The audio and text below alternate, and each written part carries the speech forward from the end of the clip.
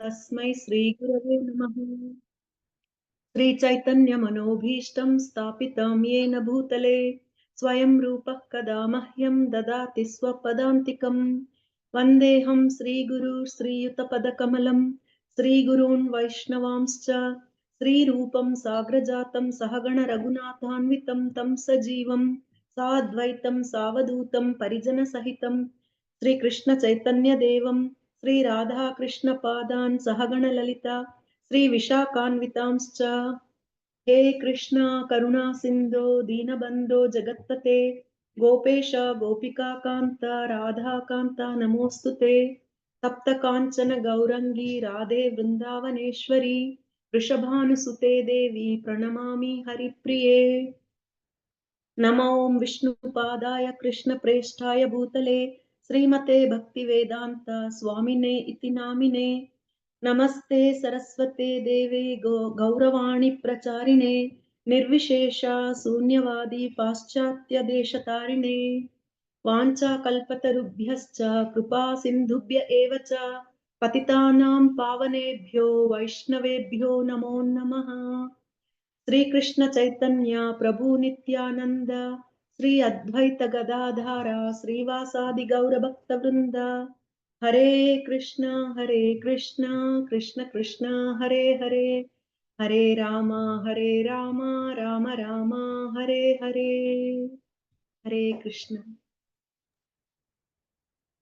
Hare Krishna Mataji, thank you so much for the wonderful Mangalacharan. Hare Krishna Prabhuji and Hare Krishna Matajis to all who have joined. As Prabhuji said, I was literally told about this class about an hour or just over an hour ago. So I sincerely apologize. I didn't get the chance to actually go through the Srimad Bhagavatam verse. But what I thought was, it's a service for of all of us to towards the lordships, and because Ram Navami is coming up, I thought, why not take the opportunity for all of us to discuss something about Lord Rama. Again, very, very impromptu, and not without, not getting much time to prepare.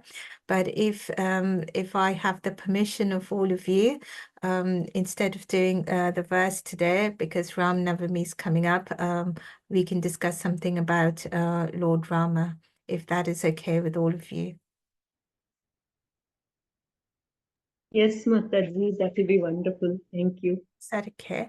But again, sincere apologies, because as I said, I only got to know about this about an hour ago, and I hope Aishwarya Leela Mataji would also forgive me for not being able to do what she said, and I hope she gets home quickly and she's not stuck in traffic for long.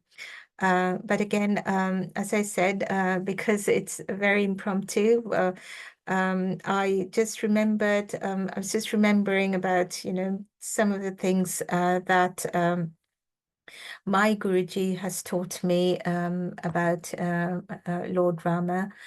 Some of the things which I was listening to a class by Bhakti Rasamrita Swami Maharaj, and he was doing a wonderful class on Lord Rama.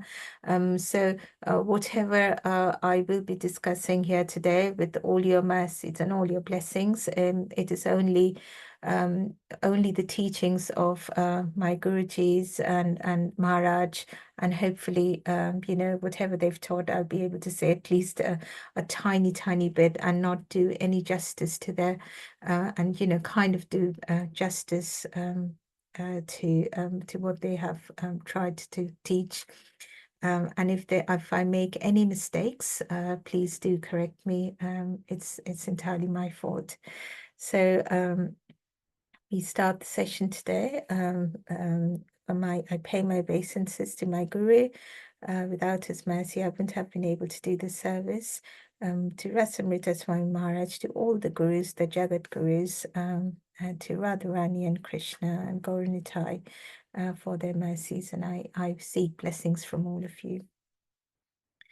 So we have Ram Navami coming up over here, a day after, and wishing all of you a very, very nice Ram Navami in advance. Now, in the Bhagavad Gita, in chapter 16, between verses 1 and 3, Krishna talks about the divine qualities that are seen in human beings, the human beings with divine qualities, and Krishna gives Arjuna descriptions, or gives Arjuna the qualities which are very, very typical of such elevated devotees. And Krishna says, in these verses 1 to 3 in chapter 16, Krishna says that fearlessness, purification of one's existence, cultivation of the spiritual knowledge, charity, self-control, performance of sacrifice, study of the Vedas, austerity and simplicity, non-violence, truthfulness, freedom from anger, renunciation, tranquility, aversion to fault-finding, compassion, and freedom from covetousness, gentleness, modesty, and steady determination, vigor, forgiveness, fortitude, cleanliness, freedom from envy, and passion for honor. These are some of the transcendental qualities which belong to godly men who are endowed with divine nature. And that is what Krishna tells Arjuna. So when talking about Ramayana, talking about Lord Ram, we are reminded of some of these qualities, if not all. So going back to Ramayana, we know that the original Ramayana was written by Valmiki Muni, and consists of 24,000 verses and 7 khandas, or 7 chapters, namely the Bala Khanda, Ayodhya Khanda, Aranya Khanda, Kishkinda Khanda, Sundara Khanda, Yuddha Khanda, and the last being the Uttarakhanda. And each of these khandas or chapters are further subdivided into sargas or sections. And each sarga is then further composed of shlokas or verses. So that's the Ramayana by Valmiki, but obviously we have, the Ramayana has been written in so many verses in many parts, not just in many parts of India, where the Ramayana is very, very famous, but also in many parts of the world. But we are going to concentrate primarily on Valmiki Ramayana and look into what kind of teachings do we get from it. Now, we only have about 40 minutes, so it's impossible to talk about the entire Ramayana, the entire character of Lord Ram, or the numerous and innumerable teachings that we get from this history, from this itihas. Now, one of the things we might want to discuss today, and I would really encourage contributions from all of you as well, in your experience of Ramayana, please do join, unmute and join whenever you want to. But I thought because there wasn't much time to prepare, just based on some of the teachings which I have heard and some of the things which I have come across about Lord Ram and the Ramayana. One of the things we might want to talk about is about some of the qualities of Lord Rama, especially focusing on qualities like patience, courage, compassion, and gratitude. So these 4 qualities. Now, Lord, in Valmiki Ramayana, it opens with Valmiki Muni talking to Narad Muni, And Narad Muni had just arrived at the ashram of Valmiki, and Valmiki Muni asked Narad Muni, can you give me the description of an ideal person, someone who's very, very ideal, present now, who's endowed with all good qualities? And so, Narad Muni says that, Valmiki Muni says, yes, he must be an ideal person. He should be strong, he should be learned, he should be powerful, he should be, attractive, he should have attractive bodily features, etc., etc.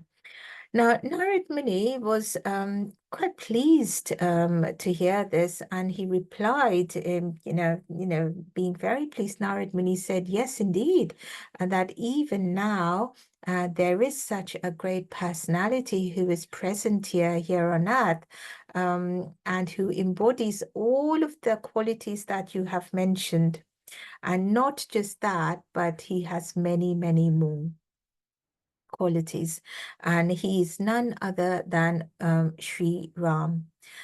Sri Ram, who is a descendant of King Ikshvaku. Lord Ram appears in the Sun dynasty. So if you remember the Bhagavad Gita, in chapter 4, the Lord says to Arjuna that I gave this knowledge first in this time, in this in this kalpa. He says that I give this knowledge to Vivashwan, the sun god, and the son of Vivashwan passes it on to Ikshvaku, and then Ikshvaku to his son, so on and so forth. And Lord Rama appears in the dynasty of Ikshvaku, or the Sun dynasty. And we know when Krishna incarnated in Dwapar Yuga, he appears in the dynasty, in the Moon dynasty. So, Narad Muni said that he is Lord Ram. He's Sri Ram, and he is the son of King Dashrath, and he is the embodiment of all good qualities, that everything that is divine. Now, Narad Muni talks about 67 such qualities of Lord Ram. Now, of course, we know that Lord Ram is none other than the Supreme Personality of Godhead. And we know that the Supreme Personality of Godhead, his qualities are unlimited in every respect. And so, he is unlimited. I mean, we have, we hear that there is no end. No one can count the Lord's qualities. We hear of Ananta Sheshanav, who has been talking about and glorifying about the Lord and his qualities from time immemorial. And he has not been able to come to any conclusion. He has not been able to complete glorifying the Lord. And he has been talking about the Lord from time immemorial, and he will continue for eternity, and he will still not be able to complete, glorifying the Lord, or talk about the Lord's divine qualities, because the Lord is limitless. And he says to Arjuna in Bhagavad Gita, Arjuna asks the Lord to talk a bit more about himself and his opulences. And Krishna says to Arjuna in chapter 10 of the Bhagavad Gita that Arjuna, my opulences are limitless. So I won't be able to give you all of that, but I can talk to you a bit of some of my primary opulences. And then Krishna gives examples of his opulences. He says, of the immovable Himalayas, of the rivers, Ganges, of the sacrifices, chanting of the holy names, holy sounds, the Om, of the animals, the lion, of the birds, Garuda, etc., etc. So Krishna himself says, I am limitless. So we understand that we cannot really describe the qualities of Lord Ram because it's limitless. So we are just going to concentrate on a few particular ones. Okay. Now, some of these qualities, they are, that Lord Ram, he shows when he came to this material world. Now we mention them because Lord Rama appeared in this world to demonstrate the ideal qualities that a human being should have, because he came in the human form. And so he demonstrates that through his own personality and his own actions and his own thought processes. So he himself remains the supreme personality of Godhead at all time. But because he has appeared within the human society, it may appear to everybody that, he's also a human being, but we must never forget that despite his human-like appearance and human-like exhibition of the qualities, I mean, he may eat, sleep, and, speak and move around, walk and talk, but he still remains the supreme personality of Godhead at all times. But through his pastimes, we see the Lord conforms or shows to the human being through his actions, things that are able to be, that human beings can also perform.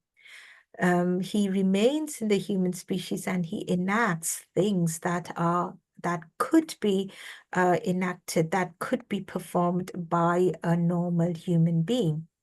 And by doing so, the Lord gives examples how a normal human being who has forgotten, we know that when we come into this material world, we forget Krishna. But the Lord, by giving examples every time he incarnates through his pastimes, through the examples he set, he tries to imbibe those divine qualities which are the natural constitutional, qualities, or natural qualities of the souls of every single living being, every single jiva, because our souls are as Satchit Ananda, as Lord Rama's, as Krishna's. And so Lord Rama did those actions to show to the human beings that they should also be able to perform that. When he performed them as a human being. And so, because those are the ideal actions that Lord Rama showed us, he is called the Maryada Purushottam. So Maryada means the etiquette, or the perfect etiquette rather, and Purushottam means the topmost person. So Lord Rama represents the top human being in terms of his character, in terms of his conduct, qualities that and his actions in whether it's his external qualities, external looks, or internal qualities, actions, thought processes. He shows us the ideal that can happen in a human being. And so when we study the pastimes of Lord Rama, study the character of Lord Rama, we understand that as human beings, we should try to, we may not be able to perfect what Lord Rama has shown us, but we can try, we can endeavor to follow that, or try to imbibe even a little bit of what he has shown us as devotees of Lord Rama. And so, as practicing devotees, we want to become pure devotees, not half-hearted devotees, and try to develop these qualities that is exhibited by Lord Rama. So we understand that, as I was just mentioning this while ago, that there are unlimited number of qualities of Lord Ram. But and because they are unlimited, they're endless, their pastimes are endless, and each pastime mentions a different quality of the Lord. But let's look into some of the key ones. Let's look into the first quality that Lord Rama exhibits, and one of the qualities that really uh, um, it really showcases Lord Rama's character is the quality of patience. Now, whether we are, as devotees, we are always told that how important it is to be very, very patient in our devotional service. Now, Maharaj was once saying that he came across a devotee who came to him and said that, Maharaj, I've been chanting the names of the Lord for a whole year. I've been chanting for the whole year and nothing has happened to me. Krishna doesn't talk to me, and I don't have any visions of Krishna or Radharani. I don't feel ecstasy that you talk about, when I'm chanting, and I've been chanting for a whole year.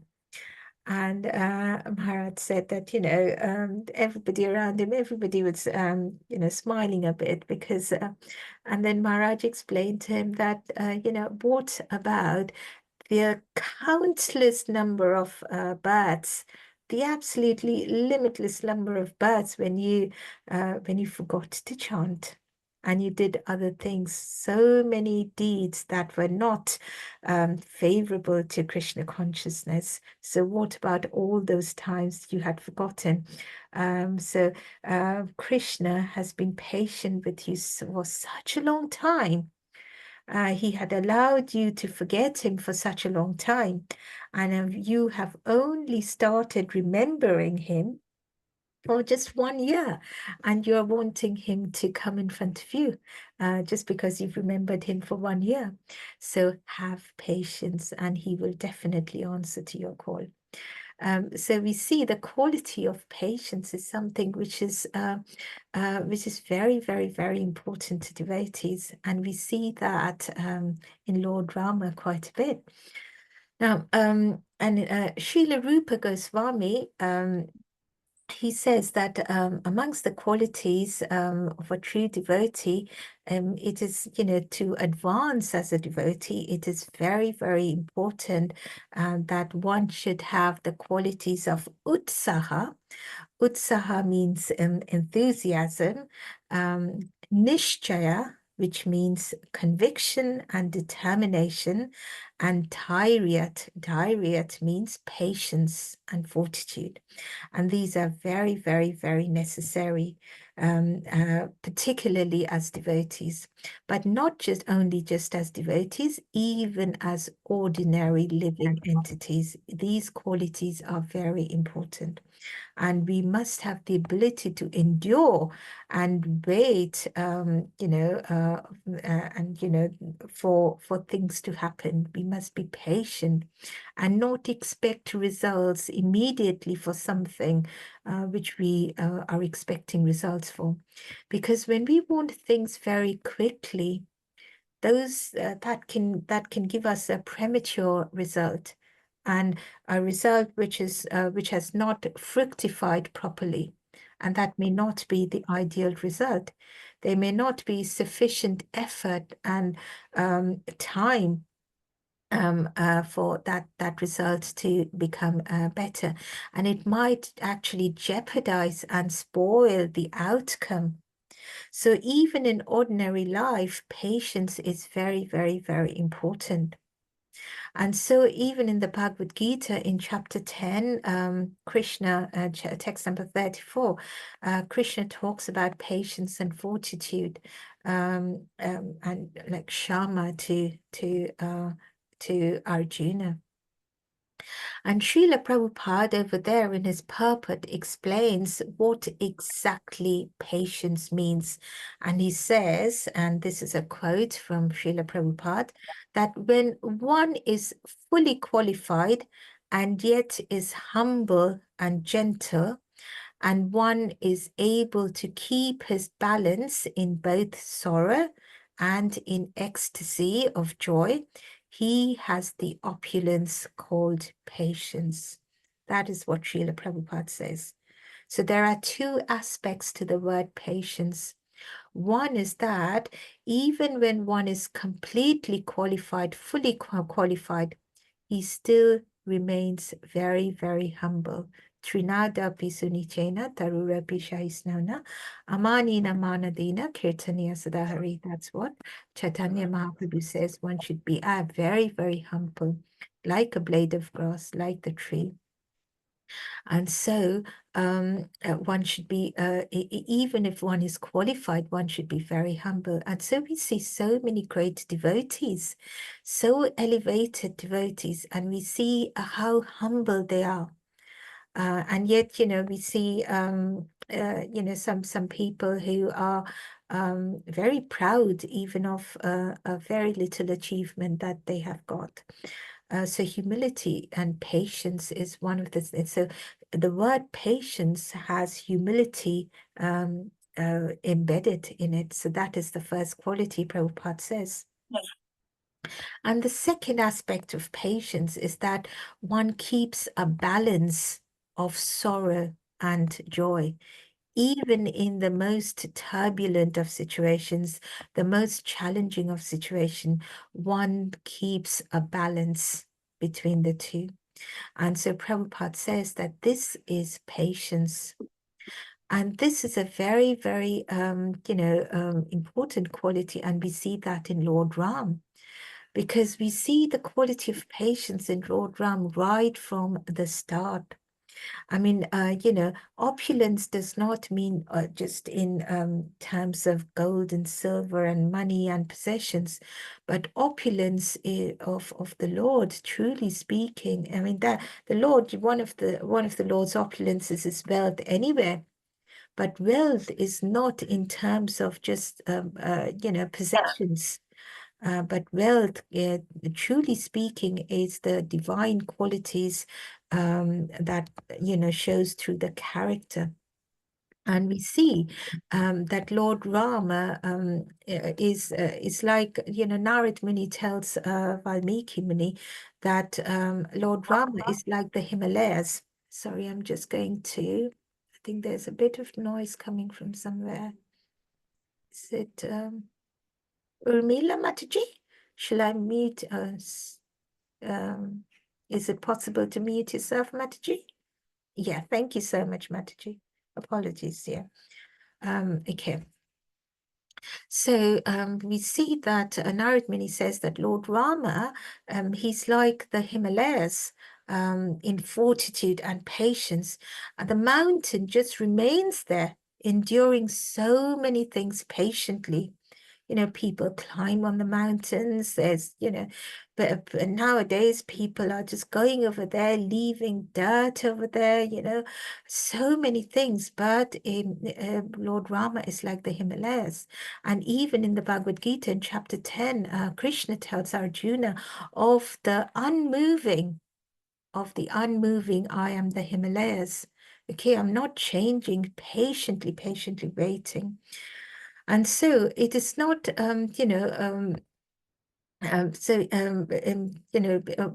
it's not just,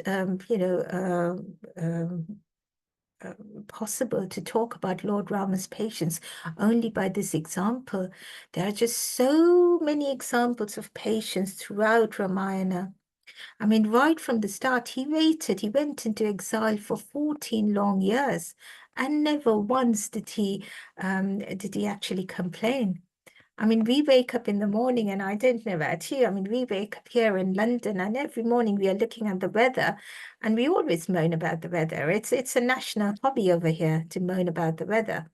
But simplest of things, we did that. But Lord Rama, he was a royal prince, and he had to live 14 years in exile in a very, very challenging, uncomfortable situations. But he did not lose his temper or patience, thinking that, oh, when will this 14 years elapse?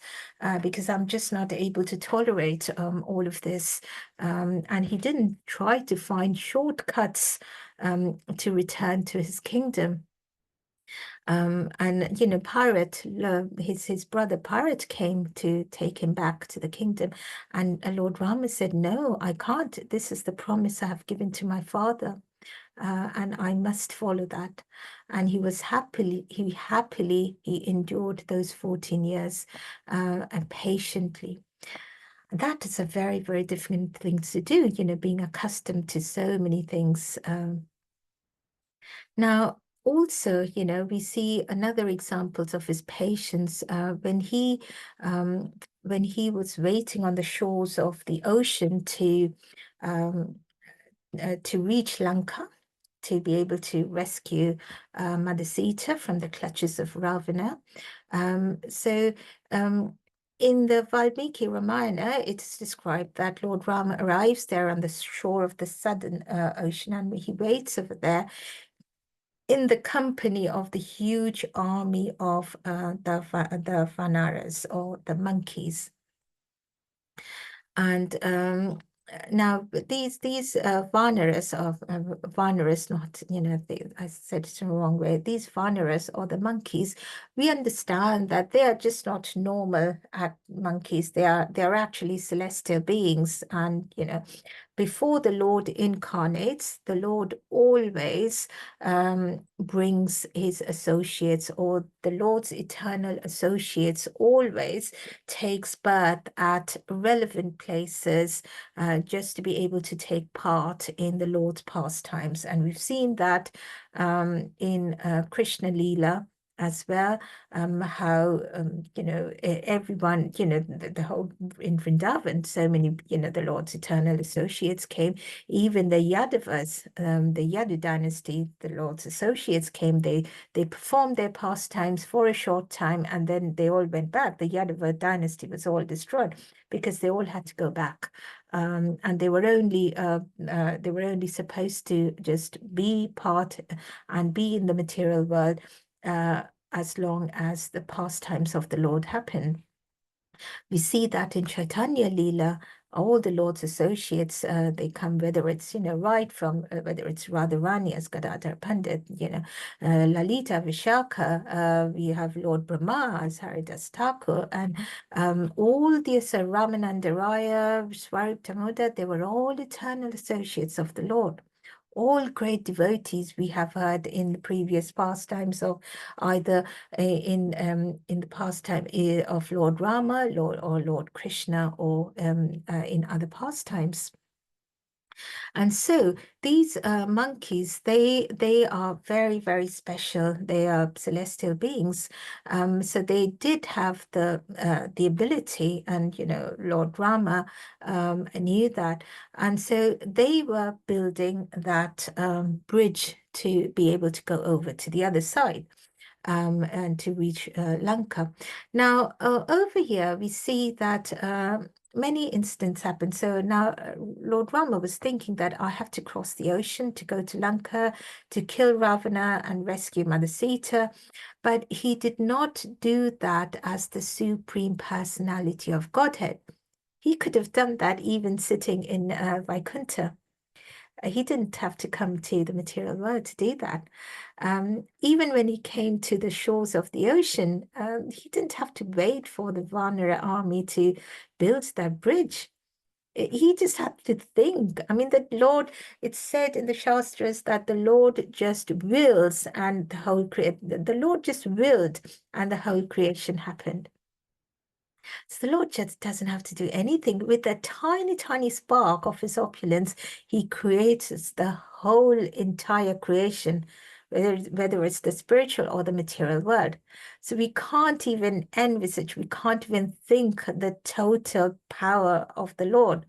So the Lord didn't really have to wait for the monkey army to build that bridge, but he did. He waited for 3 long days and long nights. He waited for the monkeys to put the stones into the ocean. He threw stones into the ocean, and there's that very beautiful pastime where once even the Lord wanted to help the monkeys, and he threw the stone into an ocean, and that sank. Obviously he's the Lord, he knows everything. But then he goes to Hanuman and he asks, why did my stone sink? And why is it that your stones and all the other stones, they are floating? And that is where Hanuman told him that is because we are writing the name Ram on each stone. And it's just a reminder to us how powerful the name of the Lord is. It's more power, and how much strength the Lord has given to his name. So it's not impossible for the Supreme Lord to just do everything within a split second.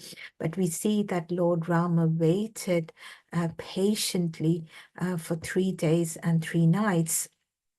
And then he prayed, not only that, he prayed to the ocean, the god of the ocean, and, with folded hands, awaiting for the ocean god to come and to bless to bless all of them.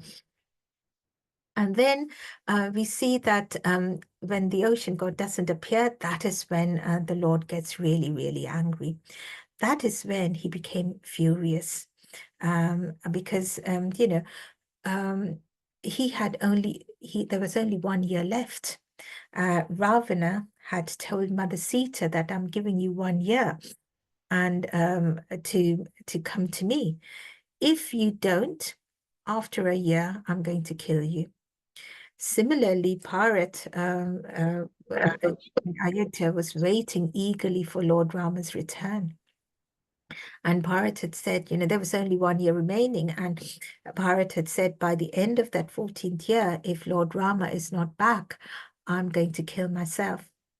And there was just only 1 month left, just 1 month left for the completion of that 1 year.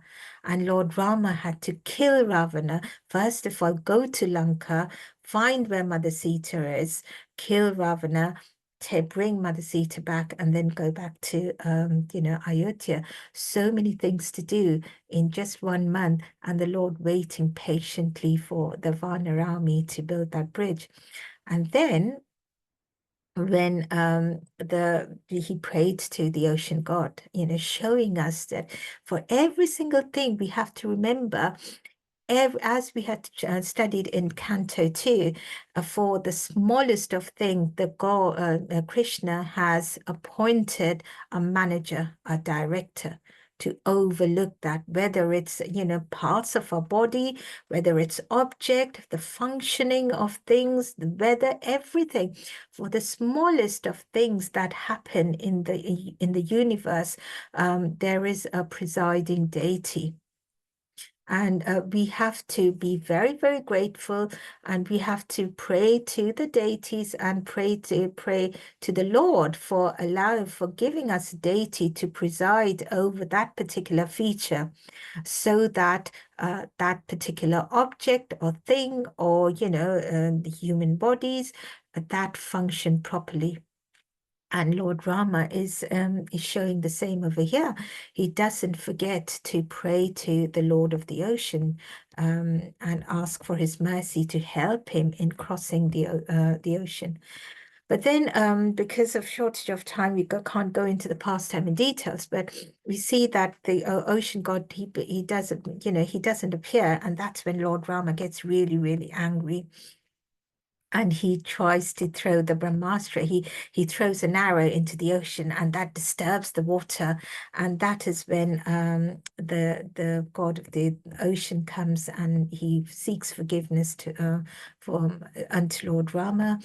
And then he says this, yes, of course, I will help in ensuring that the ocean does everything to help to make the bridge stay proper, and for all of you to cross the ocean. So we see how the Lord is patient, but at the same time, the Lord also shows when to lose patience. And this is a teaching which we are also given, because one might think that, yes, these are the godly qualities, these are the divine qualities, but how long should you be patient? the Pandavas patiently, they took all the blows that the Kauravas gave them, that just a number of times they were put into challenging situations. They were, they were tried to be killed so many times. But they waited patiently until the time where Krishna went as the messenger of peace. That was denied by Duryodhana, and Krishna came and told them that this is the moment when you cannot be patient anymore. Because by being patient over here, you are actually giving a chance for adharma to rule. And that is something which we can't do.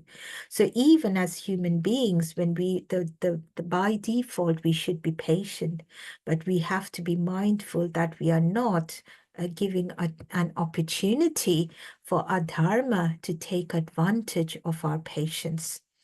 And so that is when, something urgent has to be done. And that is when, if you see that us being patient can give a rise to disastrous consequences, that is when patience cannot be unlimited. And Lord Rama shows that over here. Okay, so then we move on to so to be and again, as I said, there are so many things about patience in Ramayana. But moving on, let's talk a little bit about another quality of Lord Rama, that is the quality of compassion. And alongside patience, we see that Lord Rama has the divine quality of compassion to the full. So, even to the point right from the beginning, we see that he's a Kshatriya, so he sees injustice, and the natural thing of a Kshatriya is to take up psalm and immediately ensure that injustice is taken care of. Like in the Bhagavad Gita as well, the Krishna talks about the different qualities of the four varnas and the four ashramas, and you would notice that each of the, whether it's Brahmana, Kshatriya, Vaishyas, or the Shudras, they all have different qualities, and sometimes what might look like a perfectly normal quality for one of the varnas may be quite different, and not acceptable quality in a different varna. So whereas it's not the quality of a Brahmana to pick up arms and immediately charge.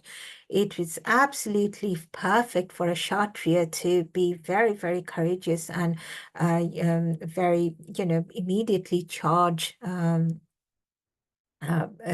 people if they do not do things according to order.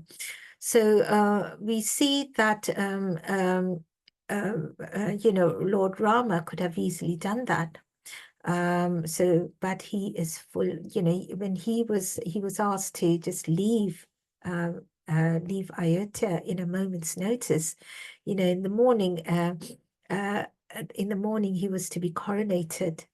And at night, it was decided by mantra and then Kaikeyi. Within a night, overnight, everything changed. And from becoming a king, he became an exile. And Lord Rama could easily have stood up against it and been very, very vocal about the injustice about this whole thing. But no, he was very compassionate. He actually he took blessings from Mother Kaikeyi. He even later on when Bharat, his brother, even Bharat was very, very angry towards his mother Kaikeyi and Manthara, and Lord Rama asked him not to be so. When Bharat came to take Lord Rama back, and all the three mothers, all the three wives of Dasharath came, and Lord Rama went and took obeisances, touched the feet of Mother Kaikeyi first, even before he touched the feet of his own mother. So we see how compassionate and forgiving he is, Lord Rama is. So he was not just patient, but he's very, very, very compassionate. And then we see that, just moving on, we see that he shows compassion to in very in um, in other situations as well. We see how Ahalya, who was cursed by Gautamuni because she engaged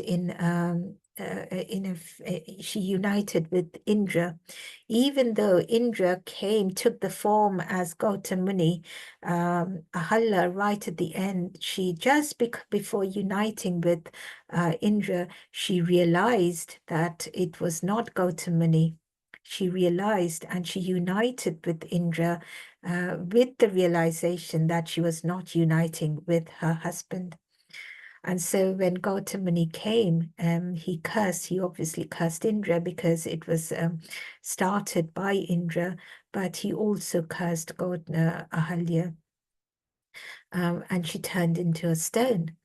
And we see how Lord Rama, he put his feet during, when he was out with Vishwamitra Muni. Vishwamitra Muni came to Dashrath Maharaj and he asked to be for Lord Ram for for some years. And Lord Ram and Lakshman, they were with Vishwamitra Muni for quite a few years. And during their travels, they come across this stone, and Lord Rama puts his feet on the stone, which revives Ahalya. And she seeks the prayers of Lord Rama, and Gautam Muni comes over there as well, and Gautam Rishi and Ahalya are united again. So we see the Lord's compassion over here. Now, we also see how the Lord is courageous, how, as we said, during his travels with Vishwamitra Muni, they come across many, many Rakshasas, demons, and Lord Ram kills those demons, just as Krishna kills the demons. In Satya Yuga, in Treta Yuga, in Dwapar Yuga, we see Lord in his incarnation kills the Rakshasas, whether it's Hiranyakashipu, whether it's the various Rakshasas that Lord Rama kills, the various Rakshasas that Krishna kills.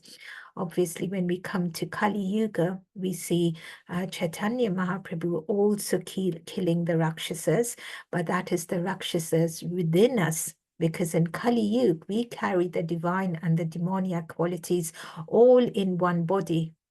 And so Chaitanya Mahaprabhu gave us the Naam, the Hari Naam, which kills all the Rakshasas within us. But we see in Ramayana how Lord Ram, he kills many demons, and he helps Vishwamitra Muni and also many other sages whose hermitages were being destroyed by these demons. Some of them, some of the notable ones was called. One of them was called Taraka. So the Lord kills Taraka. And we also see that Taraka's son, Marichi, was also, attacked. He attacked the Lord. But over here, we see that the Lord does not kill Marichi. What he does is the Lord, Lord Ram, he throws Marichi to a far place. So he picks up Marichi and he hits Marichi, and then he throws Marichi to a far off place. Now, why is it that the Lord does that? Why is it that the Lord does not kill Maricha rather, not Marichi? because he kills all the other demons. But because he's the Lord, he knows everything, and he knows that Marich he has some service to do later on. And even as demons, if they are doing some service, if they are playing a role in the pastime, in the Leela of the Supreme Personality of Godhead, even that is a good, because then they are liberated. All the soldiers in Kurukshetra battle, every single one of them were liberated, despite the fact that they were against the Pandavas, because they played a role in the pastime of Krishna, because they stood in front of the Lord, and they were killed by the Lord himself. So Maricha was not killed, but later on, he is employed by Ravana, and he becomes, as we all know, he becomes the golden deer, which entices Mother Sita. She comes out of the Lakshman Rekha, that boundary by Lakshmana, and she was kidnapped by Ravana. So the Lord remembers this, but he kills. He shows his features as courageous, as someone, the true prince, who's very, very, very courageous, and he killed so many demons, and he helps the rishis over there. But also because these are qualities which overlap. So in each pastime, you would see, various qualities coming overlapping. And we also see, the Lord shows compassion, courage, and yet compassion at the same time. And there was these Rakshasas who were sent as spies to, when Lord Rama was with Sugriva, the king of the Vanaras, the king of the monkeys, and Ravana sent a spy in the form, and that spy took the form of a bird, and he came to Sugriva and said, Ravana has a message for you. Why are you, siding Lord Ram? You have nothing against Ravana. He's not your enemy. Why are you unnecessarily you're siding Lord Ram? And then, they caught the army, the monkey army. They caught this spy, and they wanted to kill him. But then the spy told Lord Ram, but I'm only here as a messenger. I am not I'm only giving a message of what Lord Rama told me of what Ravana told me to do. And Lord Rama understood that, and he said, yes, that's fine, because you are not the true evil. You're only a messenger of the evil. And so I'm not going to kill you.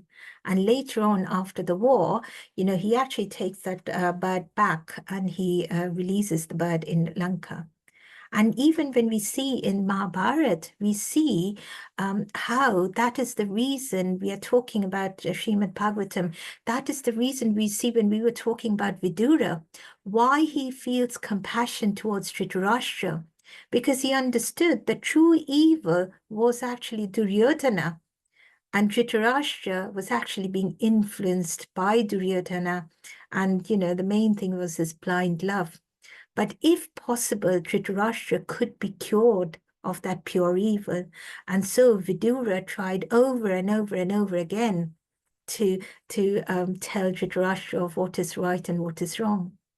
And so we see this compassion in as a divine quality, and we see that in Lord Rama as well. And I'm aware there's just so many persons. I'm aware there's only 4 minutes left. Okay, so let's just come to the last quality of what we thought of talking, not just compassion, but just give me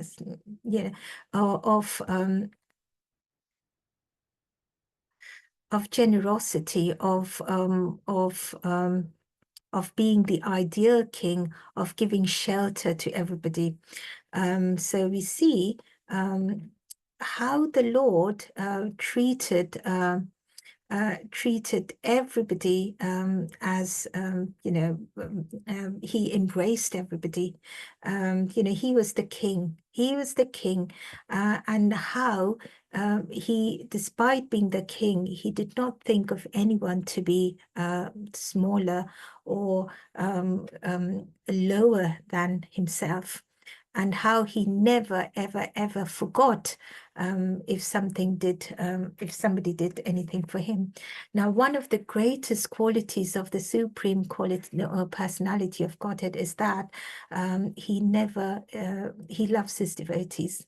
I mean, as I say, one of my favorite quotes is, and I've said this so many times, but when talking about Ambarish Maharaj, we see Krishna saying that, aham bhakta paradin. If he sees the Lord has everything, he has his limitless opulences. The only thing that the Lord doesn't have is he doesn't know how to love himself. And so when he sees his devotees loving him, he literally sells himself to those devotees. It says in the Shastras that Krishna sells himself to the devotees, because he's just overwhelmed with emotions. And so we see Lord Rama, he doesn't forget the monkeys after the battle of the Lanka. He brings them all in the Pushpakarat, and when he brings them all back to Ayodhya. And then with every single monkey is given is praised. He names every single monkey and praises them individually.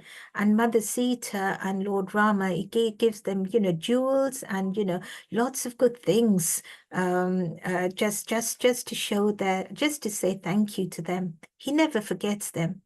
And, we know of the beautiful pastime where, Hanuman was given a stone, the most precious stone was given to Hanuman.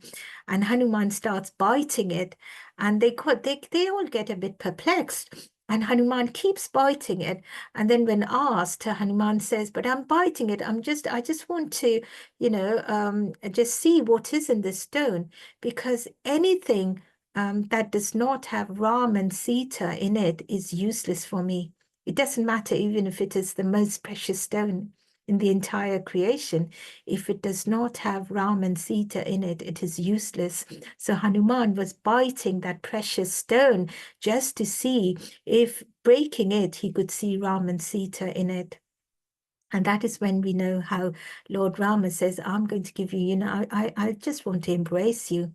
And that is when Hanuman gets the greatest gift of all. So the Lord Rama never forgets. The Lord never forgets. We see how he goes to Shabari's house. Shabari had been waiting for Lord Rama for years and years. And how Lord Rama, he eats that, the fruit that Shabari tastes, half-eaten fruit. Lord Rama eats them and says, this is the best thing that I've eaten. Lakshman, who was with Lord Rama, he gets a bit upset with Shabari because she was giving fruits which she has tasted. But Rama says to Lakshman, you are seeing the fruit that is given to me, which is half tasted, but I am seeing the love of my devotee and what the devotee has done for me. So we see, how Lord Rama, even Jatayu, but Jatayu had helped. He gave up his life trying to save Mother Sita from Ravana. Jatayu, who was old by that time, he wasn't able to save Ravana, but he waited. He kept Ravana engaged until a particular time when had happened, and then he just fell down. But he had made sure that Ravan wasn't able to kidnap Sita in a particular time, which would have ensured that he would have won anyway. But he kept Ravan engaged, and and Ravan fatally injured him. Lord Rama came, and Lord Rama took Jatayu's head, put it on his lap. And when Jatayu's life left the material body, Lord Rama did his last rites just as he would do to his father. So he gave the place that one gives to one's father, he gave that to Jatayu because Jatayu was such a great devotee. So we see that Lord Rama has never, and the Lord never forgets his devotees.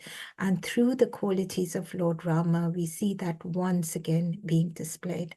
And I do apologize, it's 2 minutes over, but we come to a conclusion of this session talking about Lord Rama, who has innumerable qualities, but we concentrated on the qualities of patience, of compassion, of courage, and of remembering his devotees, of being a great devotee of the devotees. So we conclude by saying, talking about not forgetting, yes, of course, not forgetting Lord Rama, because, Ram Navami is coming up, but the greatest devotee of all, the none other than, Radharani, greatest devotee of Lord Krishna, Radharani, and an expansion of Radharani is none other than Mother Sita. And Mother Sita in Ayodhya, because there is a spiritual world, in the spiritual world, there is Ayodhya again. And the Lord, they actually sit over there and they relish hearing or looking at the material pastimes that they do. And Mother Sita pleaded with Lord Rama after the soul pastime. Mother Sita, it said in one of the later pastimes, it said that Mother Sita tells Lord Rama that when we go back for, to play, to do our pastimes again, please don't keep yourself away from me for such a long time, because it's unbearable to stay away from you for such a long time. Because in the spiritual world, Ram and Sita are always together. Radha and Krishna are always together. The Lord Shaktiman can never, ever be separated from Shakti, and Adi Shaktiman is the Lord himself. Adi Shakti is Radharani or Mother Sita or Lakshmi Devi, they're themselves, and the two of them together is what makes up the Supreme Personality. So as we welcome Ram Navami coming up very soon, we pray to Mother Sita and Lord Ram and to Radha and Krishna for their mercies, to guide us and to bless us, and show us the path to be able to be be true devotees, or at least endeavor to try and be true devotees. With that, I conclude our session today. If there's any mistakes I've made, please forgive me. Hare Krishna. Hare Krishna Mataji, please accept my humble obeisances. God bless you, Srila Prabhupada. Thank you so much for that beautiful nectar of Lord Ram. And considering it's such a short time that I asked you to give the class today, and it was so beautiful and so nectarian. It's just thank you so much. I know glories to all our gurus and Srila Prabhupada. Yeah, and I see we have It's nothing of me, Prabhuji. It's all my guru's blessings, all the Jagat guru's blessings. Also, the teachings of Maharaj, Rasamrita Maharaj, and my guru, and all the blessings. I wouldn't be able to say anything had it not been for their blessings and mercies. So all glories to them. Hare Krishna. Hare Krishna. Thank you so much. Yeah, thank you. It's also such blessings from the gurus, and you also show up and want to give us also. It means a lot to us, and so thank you for that. Because some can be so blessed, but they do not pass such nectar to others, and here you are so kind to us. Thank you. I see we have a new devotee, Tom Barrows, Bhakta Tom Barrows. Welcome to the group. We meet here every day, same link. And thank you so much for joining us today. And also we have His Grace. Madhura Rupa Didi. Thank you so much for giving us your association. Thank you. And yeah, thank you. So I'd like to open up to Prabhuji, and thank you for giving me this opportunity to do the service. And there are senior devotees in this group, so if I've made any mistakes, please forgive me, and please let me know if there are any corrections. Hare Krishna. Hare Krishna. Anyone with any comment, question, or realization that they can share with the group before we end? Hare Krishna. I see your Grace Madhrupa Didi has unmuted. Say something, if you don't mind. Hare Krishna, everyone. Hare Krishna, Mataji. Krishna. Krishna. Yeah, you may not be knowing me, but I've been attending, I was attending regularly this class when it started. Yeah, that time I was in Kenya, but now less from like 6 months, I'm in India. So in India, it's a little late to attend every day. Yeah, but I do miss the class. So whenever I really strongly feel like, and I can, be awake, I just try to attend as much as I can. And I really enjoy the classes and the song, everything. Kritika Mataji is not there, I think so, but she knows me. So I'm not new to this class. Okay, thank you so much. Thank you, Hare Krishna. Mataji. Thank you for joining. Hare Krishna. Hare Krishna. Yeah, Hare Krishna. Yeah, thank you for that. Thank you for that. I think, yeah, and thank you for these pastimes of Lord Ram. I think this weekend is mostly of Lord Ram. Even some devotees from Eldoret, like myself, are in Nakuru. We had been invited by Her Grace Manasiganga to share the pastimes, and now it will be so nectarian. It will be so profound that now we've had this class. So thank you so much for that. Thank you, Prabhuji. Gantri Mataji, are you able to end the session for us kindly? Thank you. Hare Krishna Prabhu, Hare Krishna Mataji for beautiful session about Lord Ram. Everything was so nectarian to listen. Everybody please unmute yourselves and please chant Hare Krishna. Hare Krishna, Hare Krishna, Krishna Krishna, Hare Hare Rama, Hare Rama, Rama Rama, Hare Hare. Vanchakalpatarubhyascha, Kripa Sindhubhyeva, Patitanam Pavanebhyo Vaishnavabhyo Namo. Namo Namaha. Ananta Koti Vaishnava Vrinda ki Jai. Jai. Panchalikar Mataji ki Jai. Jai. Prabhupada ki Jai. Jai. Lord Rama and Sita Mother ki Jai. Jai. Hanuman ki Jai. Jai. Hari Bol. Hari Bol. Thank you, Hari Mataji Bol. and Prabhuji. Hare Krishna. Hare Krishna.